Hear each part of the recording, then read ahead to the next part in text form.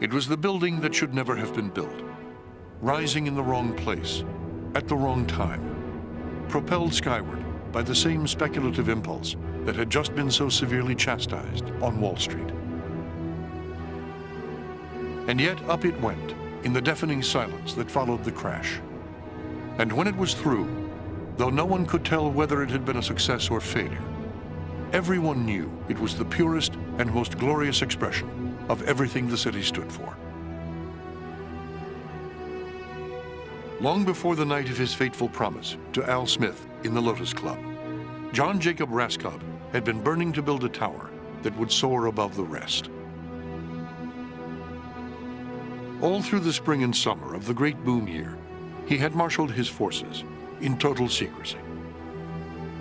By May, he had settled on a daring site well south of the Midtown Business District, at the corner of 34th Street and 5th Avenue, where the old Waldorf Astoria still stood.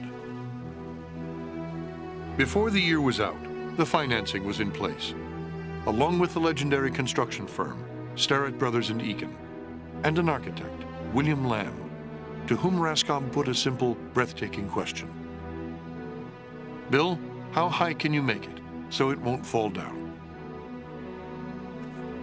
The builder of the building actually was commissioned by Raskob to do some studies to find out what was the maximum building that could be built.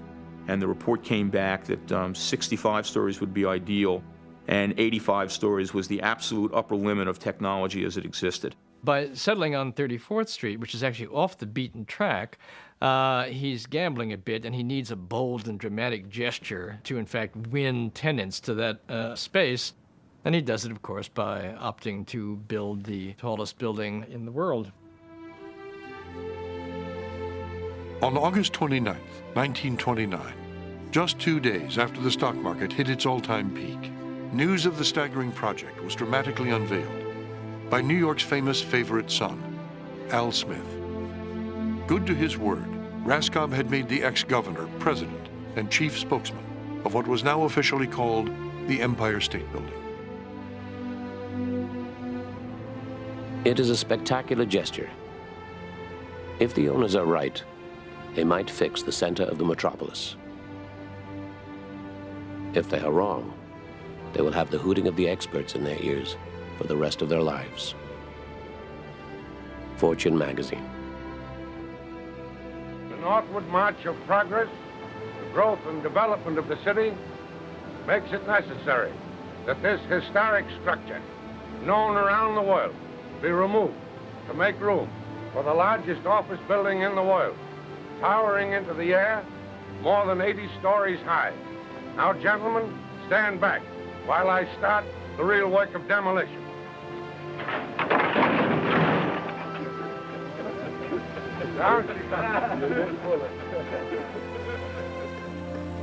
In October 1929, the very month the stock market began its tremendous downward spiral, work on the Empire State Building began with the demolition of the Waldorf Astoria. 1 month later, as the economic crisis worsened, Al Smith called another news conference.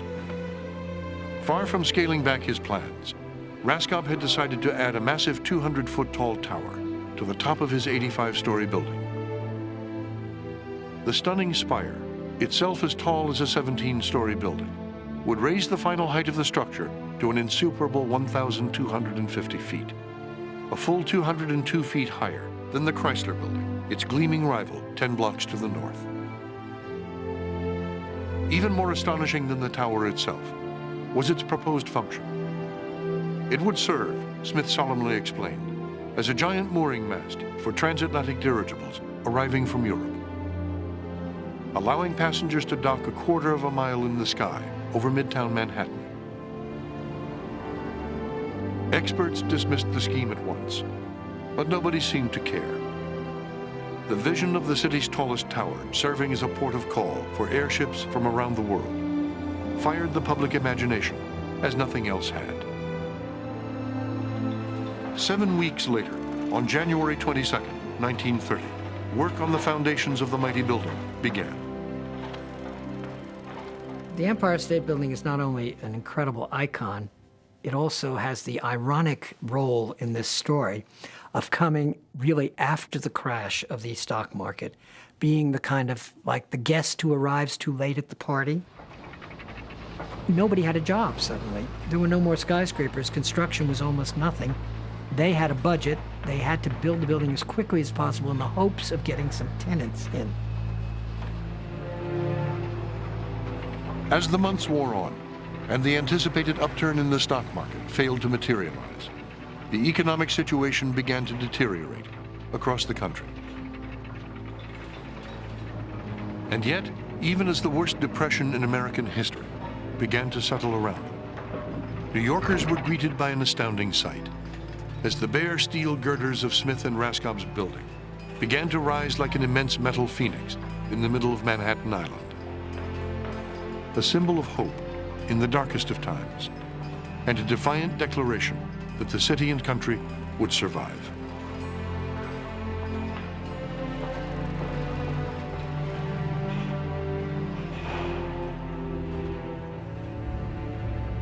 A 100 years before, DeWitt Clinton had flung the Erie Canal across the Empire State, colonizing the hinterlands of America and filling out the grid plan of the city. Now, another generation of New Yorkers was colonizing space itself, turning the grid on end and projecting it straight up into the sky as the Empire State Building. It's incredible today, and it's an irrepeatable achievement. But the way that it was engineered in terms of the organization of the work was the genius, really, of the project of the Empire State Building. And it was the general contractors, Starrett Brothers and Eakin, who had long been known for their large-scale projects. These projects were always organized with the greatest efficiency and with a kind of military genius. And in fact, William Starrett, one of the Starrett brothers, wrote that building skyscrapers is the nearest peacetime equivalent of war. Half a century of expertise in building skyscrapers on the island of Manhattan would go into the construction of the Empire State Building. A heroic feat of engineering and workmanship by any measure, at any time, let alone in the dark winter of 1930.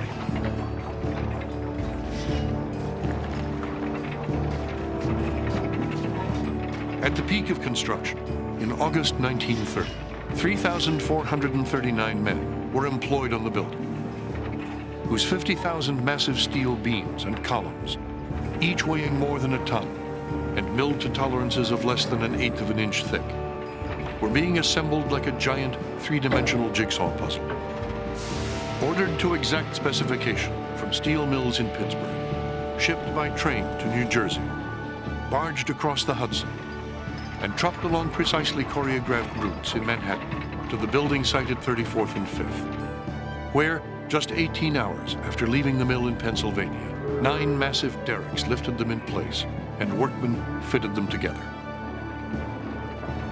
Some of the steel that was erected was still warm from the fabrication.